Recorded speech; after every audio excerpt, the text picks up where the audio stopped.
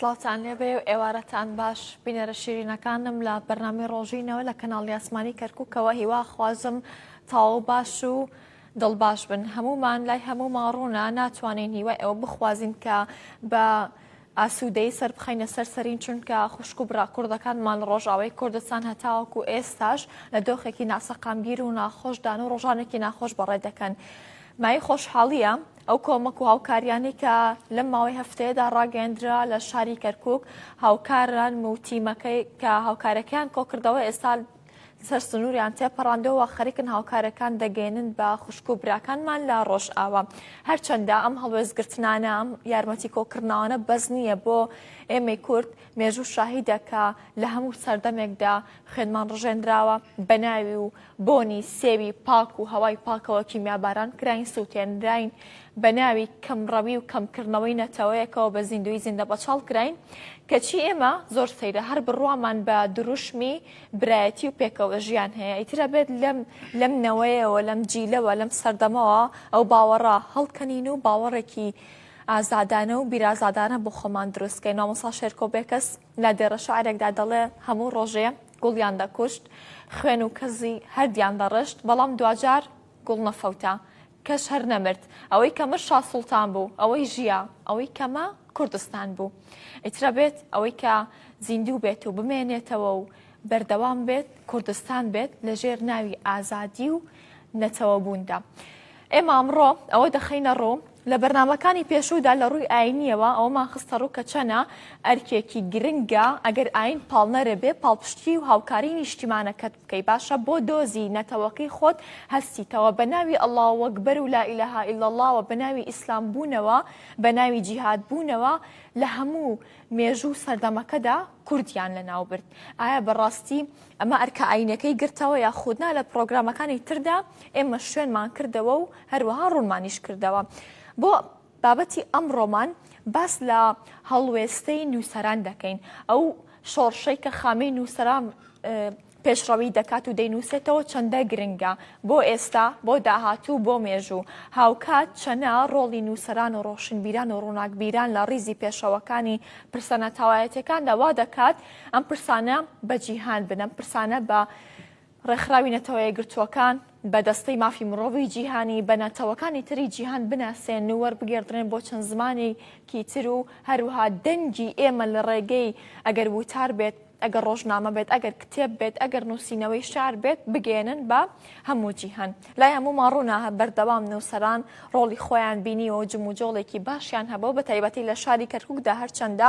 دۆخەکان ئالەنگاری تا دەکرێت و زەمینەیەکی وەهایان بۆ نەرخساوە. ئێمە لە ڕووی میدیایەوە بەڕاستی بە پێی پێویست کەم و کوڕیمان هەبووە، لایەنە سیاسەکان کەم و کوڕیان هەبووە، بەڵام کەچی ئەوان بەردەوامن لە کاری خۆیان و لەسەر خامە و پێنووس و وتاری خۆیاندا بەردەوامن. کۆمەڵە پرساری تریش ئەخەینە ڕوو بە خۆشحاڵیەوەم ئێوارێ مامۆستا دانا عەسکەر وەکو نووسەرێک ئێوارەکەی بۆ تەرخان کردوین و وەڵامی پرسیارە گرنگەکانمانەداتەوە. مامۆستاگیان ئێوارەت باش بەخێر هاتین. زۆر سپاس بۆ تۆ. زۆر سپاس مامۆستا. لەگەڵم دۆخەی ڕۆژئاوا و دۆزی کووردە چۆنن، چۆن بەڕێواچن؟ بەڵێ لە ڕاستیە بابەتی ڕۆژئاوا ڕەنگە هەروە کارێکی ئاسان نەبێ ئێمە لە بەرنامەیەکی 35 دقەیە یان نیو سەعاتیە قسەی لەبارەوە بکەین، چونکە ئەمە درێژە پێدەری مێژوویەکی زۆر لە مێژینەیە کە دەگەڕێتەوە. ڕەنگە دەکرێت بڵێن ئێمە لە 1454 لە سەردەمی شەڕی چاڵدێرانەوە کە یەکەمین پارچەی کوردی لەوێ خرایە سەر وڵاتێکی تر، بەڵام بە درێژایی مێژوو ئەوەی کە کوردی گەیاندووەتە ئاستێکی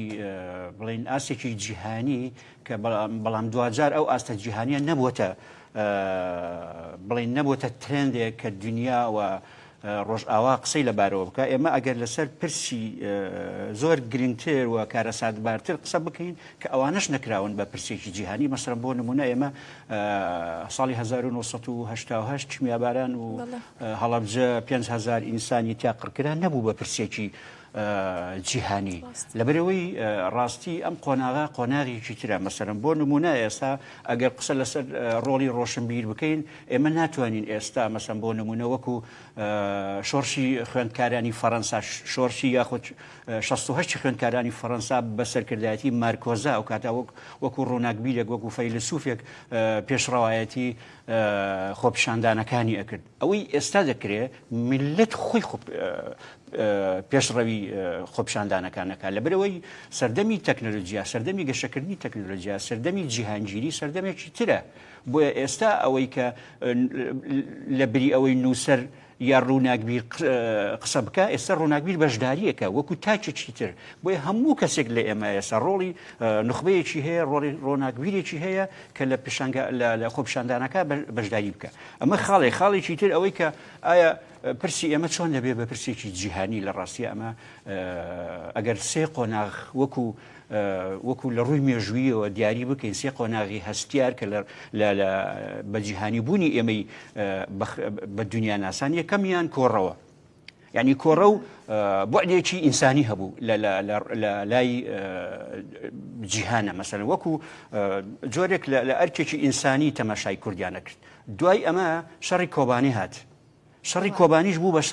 بە وێزگەیکی تری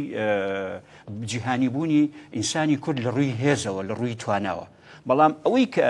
بە شێوەیەکی بەرفراوان دۆزی کوردی گەیاندە دۆزێکی جیهانی و لە ڕووی سۆشیال میدیا و لە ڕووی جیهانگیریەوە لە ڕووی عەولەمەوە کە ئەمڕۆ جیهان بۆتە گوندێکی بچووک ئەیهێنینە ناو ماڵەکانی خۆمانەوە شەڕی ئەشرەفیە و شێخ مەقسوود بوو کە 2000 درێژەی کێشە تاکو ئەمڕۆ یعنی خاڵێکی زۆر گرنگ لە مێژووی توانین بڵین 100 ساڵی کوردیدا تاکو ئێستا کە وەکو ئەوەی ئەمڕۆ کاردانەوەی نەبووە نایەکەی مەزلوم عەبدی بوو ئەو نایە هەر تەنها نایەک نەبوو بۆ ڕەتکردنەوەی هەندێک داخوازی ئەمریکا و وڵاتانی ئیقلیم بەڵکو نایەک بوو بە پشتبەستن بە هێزی ملت ئەو میلەتێک کە لە سەرتاسەری دنیاە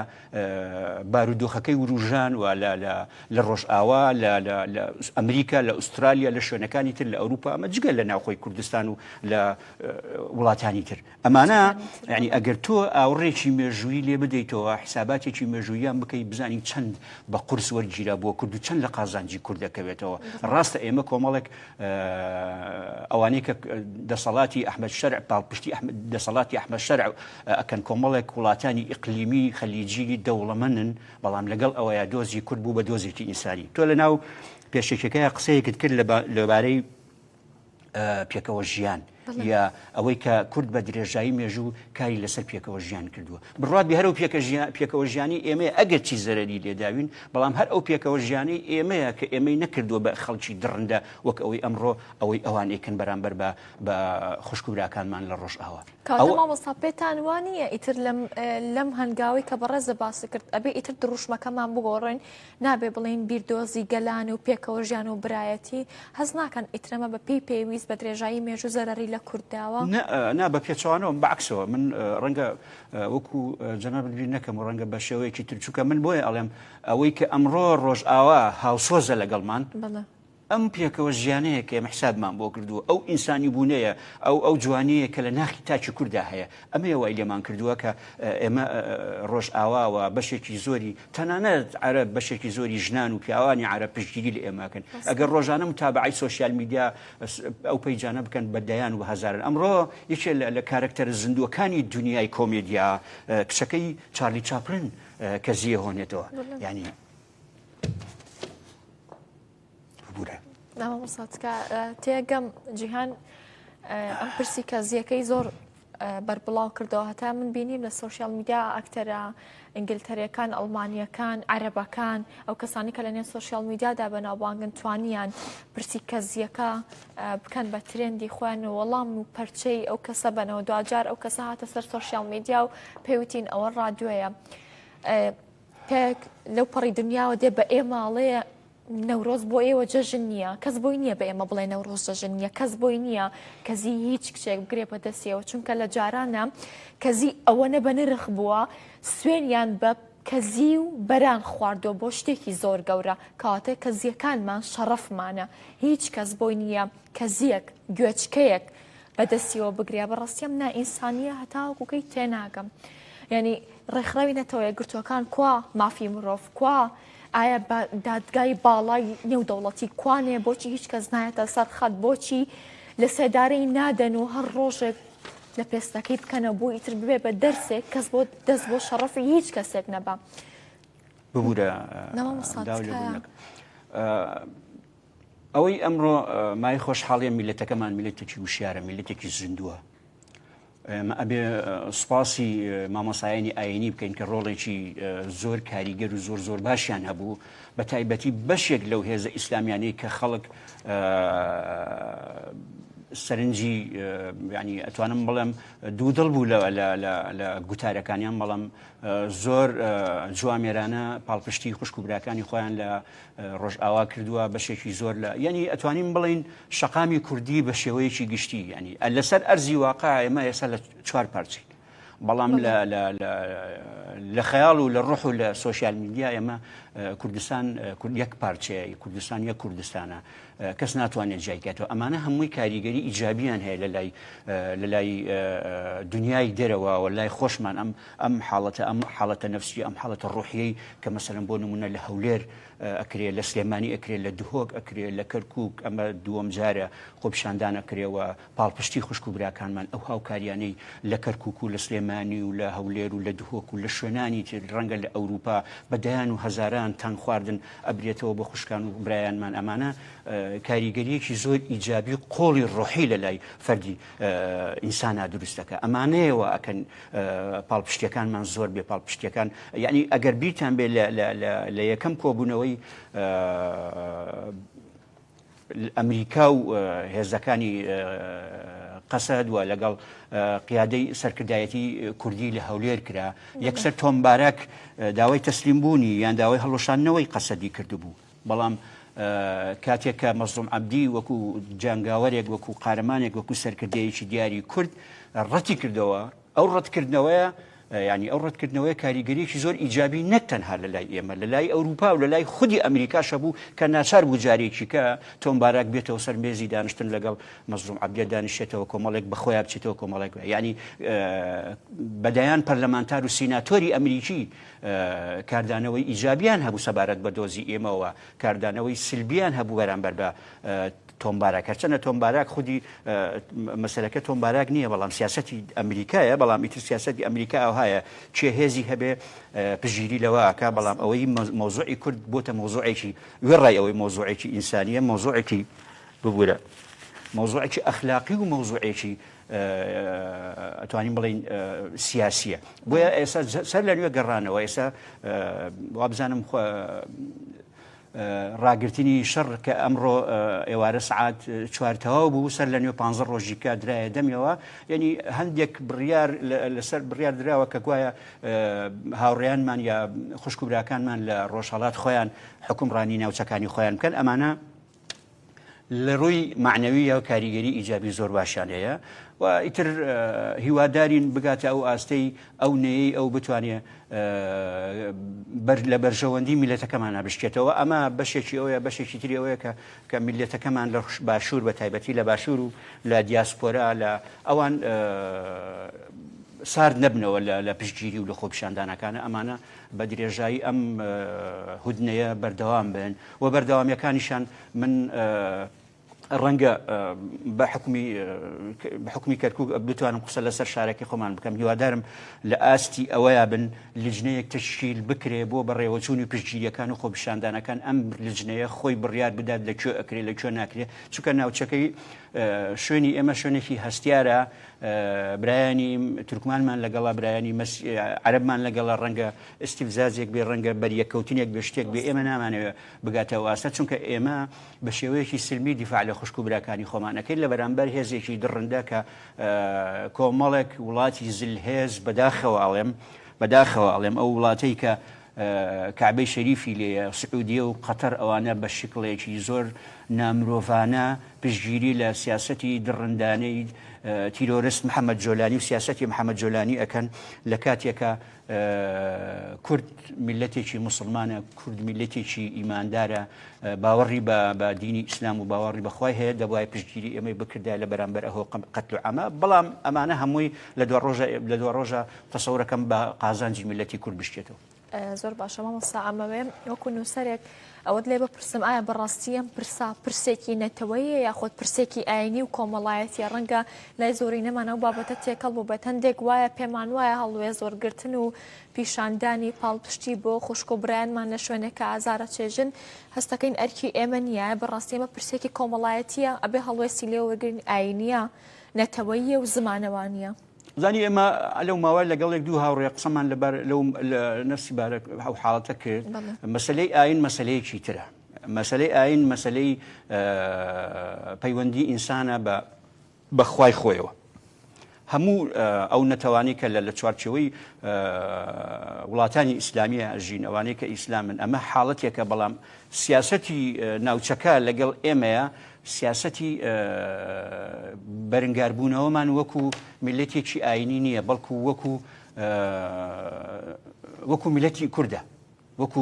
ینی شەڕەکەمان شەڕی ئاین نییە، شەڕی کوردە، شەڕی نەتەوەیەکە، شەڕی نەتەوەیەکە کە نایەنەوێت نەتەوەکەی ئێمە خاوەنی بچووکترین پێگە بێ لە ناوچەکە لە کاتێکە بەشێکی زۆری ئەو ناوچانێکە ئەمڕۆ ئەو وڵاتانەی ئێمەیان بەسەریانەدا بەش کردووە خۆیان لە ئەساسا داگیرکەرن، نەک هەر داگیرکەری ئێمە داگیرکەری زۆرتر وە بگرە بەشێکیان هەنگاوی دوور و درێژتریان بۆ شوێنی تر ناوە بۆ ئەوەی وڵاتانی ترش بخەنە ژێر ڕچێفی خۆیان وەکەوەی ئێستا لە ئێمەیە. بۆیە شەڕی ئێمە شەڕی زمانە، شەڕی کولتورە. ئێمە تاکو پارێزگاری لە زمانی خۆمان، لە کولتوری خۆمان، لە ڕۆحێتە جوانەی کە گزارش لە پێکەوە ژانەکە هەم ئەتوانین سەرنجی وڵاتانی دنیا بەلای خۆمانە ڕاکێشین، هەم ئەتوانین ڕۆحی خۆمان وەکو ڕۆحێکی زیندوو، وەکو ڕۆحێکی جوان، وەکو ڕۆحێکی مرۆڤ دۆستانە بهێڵینەوە. دەستخۆش. مامۆستا کەواتە هەستە نەتەوایەتیە پڕەکەت بوو وای لێ کردی مامۆستا دانا عەسکەر تۆزێک لەمەوبەر دڵی پڕ بێ؟ ئەکید وەڵا من بۆ حاڵەتانە زۆر خراپ. ئەو کاردانەوەی ئەوەندە گەورە بوو بەلاتەوە کە کاردانەوەی ئەزانی چییە؟ مەسەلەی نەتەوەکەمان عیلاقەی بە ڕۆحەوە هەیە، بە خوێنەوە هەیە، بە هەندێک ئێمە ڕقمان لە هیچ میلەتێک نابێتەوە، ڕقمان لە هیچ زمانێکی تر نابێتەوە. بە درێژایی مێژوو ئێمە لەگەڵ تورکمان و لەگەڵ عەرەبا ژیاوین. بە تایبەتی من لە مناڵی جگەلەوەی لە هەفتاکانە هاتووین تە ڕەحیمەوە، من مناڵیم لە عەرەفە گەورە بووە لە ناو تورکمان و مەسیحی و عەرەبا. یعنی لە ژیان هاوڕێ مەسیحیم هەیە بووە، هاوڕێی تورکمانە بووە، هاوڕێ عەرەبم هەبووە، قەت ڕقم لە کەس نەبووەتەوە. ئێمە مەبەستم کە ئەڵێم من وەکو کورد قساکەم، یعنی ئێمە ڕۆحێتەکەمان وایە کە ڕقمان لە کەس نەبێتەوە. بۆیە ئەو پێکەوە ژیانە یا ئەو ڕۆحە ئەو بارودۆخە نەتەوەیی کە هەندێک جار ئینسان لا ئیرادی فرمێسک ئەهێنێتە خوارەوە، ئەو خۆشەویستیە، ئەو ڕۆحە قوڵەیە کە ئینسانی کوردی تیاژیەوە و ئینسانی کوردی بەو ئاراستەیە پەروەردەکراوە لە ڕووی ئەخلاقی و لە ڕووی کۆمەڵایەتی و لە ڕووی فەرهەنگیەوە. دەستخۆش. مامۆستاگیان ڕۆڵی نووسەران و ڕۆشنبیران لە پرسە نەتەوایەتیەکاندا چۆن هەڵدەسەنگێنی یاخود چۆن دەیبینی بۆ ڕۆژگاری ئەمڕۆ بە تایبەتی؟ من قەناعەتم وایە، من ڕەنگە لە ناو قسەکانیشمە ئاماژەیەکی بچووکم بەوەدا، بەڵام تەسەوڕ ناکەم بە درێژایی مێژوو ئەوە زۆر جار قسەیەکەی ئەڵێ هیچ لە ناو میلەتە هیچ تاچێک نییە لە خائینترین کەسەوە بۆ دڵسۆزترین کەس حەز نەکا مەسەڵەن کورد نەتەوەی هەبێ. بۆیە ڕۆشنبیر بۆ ئەم قۆناغا وەکو ئاماژەم پێدا بۆ ئەم قۆناغا ڕۆشنبیر پێویستی بە قسەکردن نییە، چونکە میلەت خۆی وشیارە، پێویستی بە بەشداریکردنە ڕاستی. لەبەرەوەی ئەمڕۆ سۆشیال میدیاوە ئەمڕۆ جیهانگیری دنیایەکی بەرفراوانی گەورەی بۆ ئێمە بچوو کردێتەوە. ئێمە هەر کەسێکی ئەگەر خوێنەواریەکەشی لەو ئاسیانە بێ، بەڵام کەتوانی بەشداری بکەمە بۆ خۆی قسەکردنە، بۆ خۆی پەیامێکە بۆ جیهان کە ئیگەێنێ. بۆیە ئەرچی ڕۆشنبیر ڕەنگە وتارێک تەقدیم کە، چونکە لە قۆناغێکی ترە مەسەڵەن لە قۆناغی ڕاگوزەرە ئەرچی ڕۆشنبیر ئەوەیە ناتوانێت کەسێکی کۆمەڵایەتی بێ بە بحكم ئەوەی بەردەوام خەریکی خوێندنە بەردەوام خەریکی نووسینە ئەوەی کە ئەیگەیەنێ ئەوەی کە نووسەر و ڕووناکبیر ئەکاتە ئەی خاتە ناو کۆمەڵگاوە نووسینەکانێتی بەڵام بۆ ئەم قۆناغا واجبە خۆی بەشداری بێ خۆی بوو بێ بەشێک لەو میلەتێک کە ئەمڕۆ بەشداری ئێستا بۆ نمونە ئەم خۆپیشاندانانەی ئێستا ڕەنگە بە هەمووی 100 نووسەر و ڕووناکبیر بەشداری تیا کرد بێ بەڵام بە هەزاران خەڵک ئەو 100 معنای ئەوە نییە ئەو 100 تر بەشداری نەکردووە یعنی تۆ هەر ئەوە نابینی بەڵام ئەوەی کە زیاتر بەشداری کردووە چیە میلەتەکەتە کەواتان میلەت وشیار بووەتەوە پێویستی بەوە نییە نووسەرێک یا ڕووناکبیرێک هانی بدا بۆەوەی بچێتە ناو قەزیەکە بۆتە قەزیە عالەمی قەزیە بابەتەکە بابەتێکە پەیوەندی بە مەسائلی ڕۆحیەوە بە مەسائلی دڵسۆزیەوە بە مەسائلی ئەخلاقیەوە بە مەسائلی ئاینیەوە ئێمە بینیمان دەیان ئینسانی پێشنوێژ و نووسەر و ڕووناکبیر و کەسی ئاسایی و مامۆستا و جوتیار و کاسبکار هەمویان وەکو یەک چوونە ناو خۆپیشاندان و پشتگیریەکانەوە ئەمە دەلالەت لە وشیاری کۆمەڵایەتیەکە کە میلەتەکەمان بەڕاستی وشیار بووتەوە پێویستی بۆ نییە کەس نەسیحەتیکە و نووسەر و ڕووناکبیریش بەشێکە لەو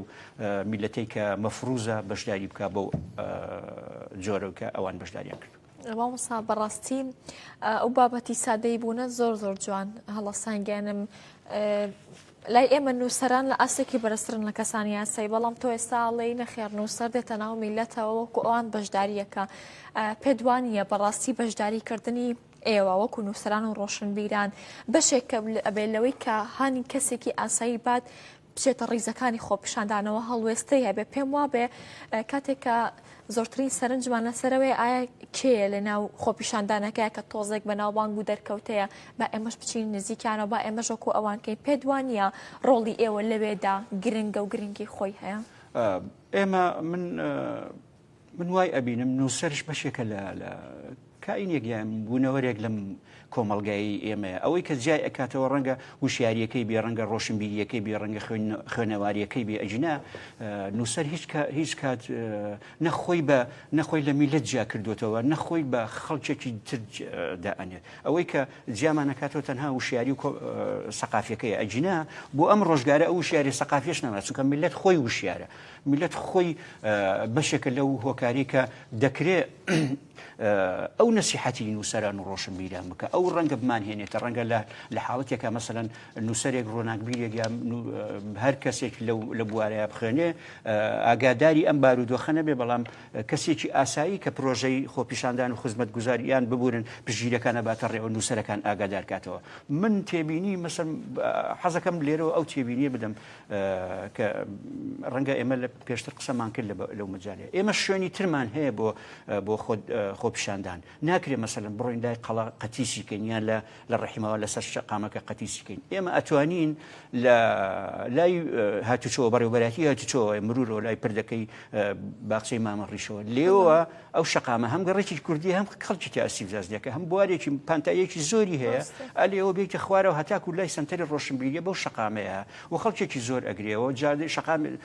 شەقامێکی پان و بەرین ڕێگری لە خەڵک ناکە ئەتوانی بە شکلێکی جوانتر و ڕەنگە بواری ڕاگەیاندن و میدیاکار و ڕەنگە بواری ئەویان هەبێ زیاتر تەرکیزکەنە سەر خۆپیشاندانەکان و مەساحەیەکی باشتریشە و لەجنەیەکیش هەبێ ئەم خۆپیشاندانانە باتە ڕێوە ینی من سەیری خۆپیشاندانەکان و پژگیریەکانی بەتایبەتی سلێمانیم کردووە زۆر منەظەمە ئەوانەی کە ئەیبەنە ڕێوە شوان عطوف و سەروەر کاک سەروەر و ڕەحمان غەریب و مەجموعەیەکن ینی خەڵکەکە بە قسەیان ئەکا خەڵکەکە هەمویان بە شکڵێکی جوان و بە ڕێکوپێکی هیوادارم لای ئێمەش ئەمە بچەسپێ بۆ ئەوی بتوان لەجنەیەک تەشکیلکەن خۆپیشاندانەکان ببەڕێنەوە ئەمە بۆ معنایە نی ئەوان دەرکەون بۆ معنایە ڕێکی خەن و شوێنەکان نیشاندەن و خەڵکی تر هەبێت مەسەڵەن وتارت هەیە هەر کەسێکە ڕێکخراوێکە وتارێک هەیە ئەتوانێت لە وتارەکەی بخوێنێتەوە ئەتوانێت لە ڕێی سۆشیال میدیا ئەتوانی پیجێکی بۆ بکەیتەوە چونکە من دڵنیام ئەم بابەتە کەمێک درێژە ئەکێشێت هیوادارم ئەو برادەرانی ئێمە بە شکلێکی منەظەم پشتگیری خۆپیشاندانەکانی بکەن من دەستخۆشیان لێکم بەڕاستی بۆ کەرکووک ڕەنگە لە بارودۆخە نەکرد بۆ کەرکووک بۆ کوردستان بەعام بە شکلێکی گشتی بارودۆخی مەعیشی خەڵکەکە بارودۆخی ژیانی خەڵکەکە زۆر نالەبارە سێ چوار ڕۆژە موچەوە نەکردو بەڵام من لەو ڕۆژانەیە شتێکم بینی پۆستێکم بینی لەسەر موچە بڵاو کرا بۆ کەسێک نووسیبی کاتی موچە نییە ینی بزانە ڕۆحانەتەوەیەکە لەسەر و هەموو شتێکەوەیە کاتی موچە نیە ئێستا ئەمانە زۆر جوان ئینسان ئەوە نیتر دڵی بۆ میلەتە خۆشە بێت هیوادارم ئێمەش بتوانین لە کەرکووک خۆپیشاندانەکانمان ڕێک بخەین. ئەمەستا دەست پێش خەریتان کردو بۆ کردنی ئەو پێشنیارەکە خۆپیشاندانەکان بە شێوەیەکی بەرنامە بۆ داڕێژراوەتانە هەیە؟ بەڵێ من ئەمڕۆ لەگەڵ بەڕێز کاک شێخ سیدیقا قسەم کرد وتمان ئێمە ئەبێ هەوڵ بدەین لجنەیەک تەشکیل بکەین لە خەڵکانێکی معقول لە خەڵکانێک کە بتوانن هەر ئەمان پێشنیاری ئەوە بکەن کە خۆپیشاندانەکان لەکوێ ناکرێت من ئەمڕۆ مەجموعەیەک خۆپیشاندان کە لێرە لە سبەینەیەکی مەجموعەیەکە لەولاوە ئەبانەواز بکە خۆپیشاندان لەوێ یعنی ئەو ڕۆژە ڕێکوپێک بوو کاک شێخ سیدیق و مەسەن سەمیرە خان و کاک هێمن حەسیب ئەمانە لجنەیەک بوون دیار بوون یەکەم ڕۆژ کە اتفاق کرا لەو شوێنە بکرێت بەڵام لە نیوەی ڕێیە کە هەموو لە گرمەیەوە بوون یەکسەر بڵاوان لێکروتیان بۆ قەڵا ناکرێت و لە یەک کاتێکە بۆ دوو شوێن بیان بێت لجنەکە ئەمڕۆ لەسەرم تەماشام کرد لجنەیەکی کە کۆمەڵی خەڵکی تر من دڵنیام لە دڵسۆزی خۆیانەوەیە بەڵام ئەمە جۆرێک لەسەر شێوایی و جۆرێک لە مانی سیقە لە ناومانە دروستەکە بۆیە هیوادارم ئەو برادرانی تش بێنە پاڵ برادرانی شێخ سیدیق و کاک هێمن و سەمیرە خان بەوەی بەڕێکی خۆپیشاندان و پشگیریەکانمان ببین بڕێوە. زۆر باشە مامۆستا پێم وایە ئێوە و نووسەران و ڕۆشنبیران بە تایبەتی لە شاری کەرکووکدا ئەوە باسەکەم ئەرکێکی تریشان لەسەر دۆکۆمنتکردنەوە بە مێژووکردنی پرسەنەتەوایەتیەکان لەگەڵەوە بابەتەدا بیرتان لە چی کردوێتەوە لەگەڵ یەکێتی نووسەراندا ئایا دانیشتنتان کردووە ئەم پرسەنەتەوەییە بۆ ئێستا بۆ مێژوو دۆکۆمنت بکەن؟ وڵا ئەکید ئێمە لەم ڕۆژانەیە من هاوڕێک نامێکی بۆ منات کاک ڕووزار ئەحمەد من سوپاسەکەم لێرەوە پێشنیارێکی زۆر جوانی کرد وتی حەزەکەم وابێت لە یەکێتی نووسەران کۆبوونەوەیەکی جەماعی بکەین بۆ ئەو نووسەرانی کە ئێمە قسە لەسەر ئەم بارودۆخە وەکو پرۆژەیەکی نیشتیمانی پرۆژەیەکی ئینسانی بەڕووی دنیا بە تایبەتی بەڕووی نووسەر و ڕۆشنبیرە عەرەبەکانە بکەینەوە واتوانین پەیوەندیەکی تونند و تۆڵمان هەبێت لەگەڵێنە بۆ ئەوەی ئێمە ئەم پرۆژێ بکەینە پرۆژەیەکی ئینسانی و لە سەرتاسەری عێراق ئەمە پرۆژەیەک بوو بەڵام مەوزوعی دیکۆمنتاری ئەم مەوزوعە دیکۆمنتاریە خۆی ئەمڕۆ سۆشیال میدیا خۆی بەشێکە بە دیکۆمنتاریکردنی بابەتەکان یعنی کەناڵ لەگەڵ ئەوەشا مەسەلەن پرسی نەتەوایەتی بەشێکی ئەرکە لەسەر ڕۆشنبیر کە بیکاتە دیکۆمنت بەڵام ئەوەی کە ڕێخۆشکەرە بۆ ئەوەی نووسەران یا ڕووناکبیران ئەم بابەتە بە دیکۆمنتاری بکەن ڕۆڵی میدیایە ڕۆڵی میدیایە کە ئەوان هاوکاری ئەم پرۆژانە بن بۆ ئەوی بیکەن بە بابەتێکی دیکۆمنتاری من لە دەرەوە هەندێک سەرنجم هەبوو لەسەر مەسائیلی کۆکردنەوەی پارە هاوکاری بۆ ڕۆژئاوا دەستیان خۆش بێ ئەو برادرانە ماندوو بوون سێ چوار ڕۆژە زۆر ماندوون کۆمەک و هاوکاریکی باشیان کرد بەڵام ئەوە ئەبوو کەناڵی ئاسمانی کوردی ئەوە تەبەنی ئەوە بکات ئەوە بوو ئەو زۆر گرنگ بوو هەم لە ڕووی شوێنێکی باشت هەیە ئەتوانی هیچ نەبێ ئەو جەمەلۆنەی چاپخانەکە بەکاربیێنی ساحەکەت بەکاربیێنی و هەم بۆ خۆشت بۆ کەناڵی ئاسمانی کەرکووکش ئەبوو بە پرۆژەیەکی زۆر گەورە بە خزمەتی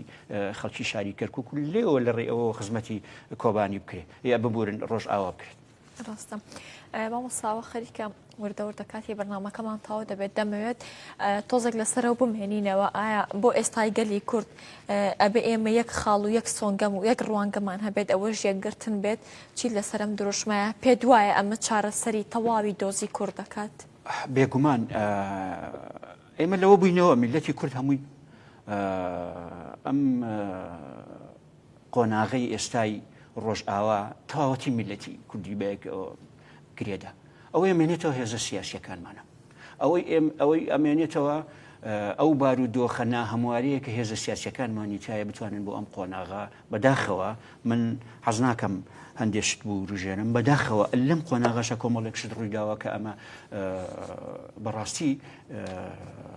جێی گەرانیە بۆ ئێمە لە باشوور ئەمە ناکرا لەم بارودۆخە ئەم شتانە بکرا من حەز ناکەم باسی ئەو بارودۆخە بکەم لەگەڵ ئەوەشە ئێمە هیوامان وایە سیاسیەکان و ئێمە ئەحزابی سیاسی کوردی بتوانن ئەم قۆناغە ئەم هەلومەرجە سیاسیە لەبارەی کە کۆمەڵانی خەڵکی کوردستانی لەسەر تا سەری دنیایەک خستووە ئێوەش بتوانن لە ئاست ئەم یەکگرتن و ئەم پرۆژە گەورەی میلەتەکەمان بن. مامۆستا سەبارەت بەو پرسەی کە بەڕێزێک گەڵاڵەت کرد و وتت پێمان خۆش بوو کۆمەکەکە لێرە کۆ بکرێتەوە. بەڕاستی ئێمە وەکو میدیای کەناڵی ئاسمانی کەرکووک لە کۆنگرەیەکەوە لە ڕاگەیاندنەکەی یەکەم ڕۆژ لەگەڵیاندا بووین بە خۆشحاڵی و ئێستا ڕەبینی هاوکارم لە بری لە تەنیشتی من بێت لەگەڵ هاوکارەکە لەبێ و لەگەڵ تیمێکی بەهێزا لەوێن بە هیواین بتوانین پەیامی خۆمان گەیاندبێ ئەو ڕۆژانە بە درێژایی هەر حوت هەفتەکە ڕۆماڵوان هەبوو. پێمان خۆش بۆ پێشنیاری بەڕێزی شت ئینشەڵڵا لە دەرفەتەکانی داهاتوودا ئیخینە باری جێبەجێکردنەوە. مامۆستا لە شاری کەرکووکدا چەنە بابەتی نەتەوایەتیمان هەیە، چەنە بابەتی یەکگرتن و یەکگرتوویمان هەیە، هەمووی پرسە سیاسەکە بەسەری دازاڵ و بەڕێوەی دەبات. کەسایەتیە سیاسەکان لە شاری کەرکووکدا چەنە ڕۆڵ و هەڵوێستیان هەبووە لەم بابەتی ڕۆژئاوا و پرسە نەتەوایەتیەکاندا؟ وڵا ئەوەی لەم ڕۆژانەیە بینیم کۆبوونەوەیەکی هێز و حزبە کوردستانیەکان بوو لە بەرەگای حزبی شوعی کوردستان. ئەمە هەڵوێستێکی جوان بوو، هەڵوێستێکی کوردانی هەموو هێزە سیاسی کوردیەکان بوو لەمەڕ بابەتی ڕۆژئاوا. ئەمە جێی دڵخۆشیە، هیوادارین لە ئاست هەموو بابەتە سیاسیەکانە تەنها ئەمە لە پرسی ڕۆژئاوا ڕنگ نەداتەوە، بەڵکو لە پرسی کەرکووک و لە پرسی پرسە نەتەوایەتیەکانی هەرێمی کوردستان و عێراقش ڕنگ بداتەوە. دەستخۆش مامۆستاگیان، زۆر سپاس. ئەگەر کۆتا پەیامی بەڕێستان وەرگرم چییە بێت مامۆستا؟ وەڵاهی من هەر ئەوە ناتوانم لێرەوە بڵێم، من بەڕاستی ئێمە ئەبێ هەمووان سوپاسی میلەتەکەمان بکەین، سوپاسی دڵسۆزی و خەمخۆری ئەو میلەتە بکەین لە خۆپیشاندان، لە پشتگیری، لە سۆشیال میدیا ئەوەی لەم چەند ڕۆژەیە کراوە. بەڕاستی جێی شانازیە بۆ میلەتەکەمان سەرکەوتن بە هەموو چینی توێژەکانەوە. مامۆستا با پرسیارێکیش سەبارەت بە خودی خۆمان بکەین. ئێمە جەماعەتی ئەم جیلین پێ دوایە ئەم جیلە نابنە جێگەی ناومێدی بۆ ئێوە ئێمە جیلێکین کە نەتەوە پەرست و کورد پەرستین؟ نا بەعکسەوە، من ئەوەی ڕەنگە من تێبینیم پێش ئەم ئەحداسانە هەندێک تێبینیم هەبوو بێ لەسەر جیلی ئێستا، بەوەی کە جیلێکن هەندێک مەسائیلی سۆزداری، مەسائیلی عاتفی، مەسائیلی کۆمەڵایەتیان لەلا کاڵ بۆتەوە. ڕەنگە ئەمە پەیوەندی بەکرانەوەی دنیا بەڕووی ئێمەیە و پەیوەندی بە بواری تەکنەلۆجیایە. بەشێکی پەیوەندی بەو ناومێدەیە کە نەکشانی ئێوە بە کوشانی ئێمەشی گردبوو کە هێزە سیاسیەکانی کوردستان بە تایبەتی لە باشووری کوردستان بەم شکلەوە نەک باشووری کوردستان بگرە لە ڕۆژهەڵاتیش، بگرە لە ڕۆژئاواش ئەم بارودۆخە هەبوو. ئەمانە بەعکسەوە لەم هەلومەرجە سیاسیە نالەباری کە هەمومانی کۆکردەوە، ئەم جیلەی ئێوە لە کەوتە پێش جیلەکانی ئێمە لە دڵسۆزی و لە ئەتوانم بڵێم لە خەمخۆریان لەسەر مەسەلەی پرسی نەتەوایەتی. جیلی ئایپات یان جیلی تەکنەلۆجیا زۆر دڵسۆزتر بوون لەو جیلەی ئێمە. ڕەنگە بەشێکی بگەڕێتەوە بۆ ئەوەی بەشێک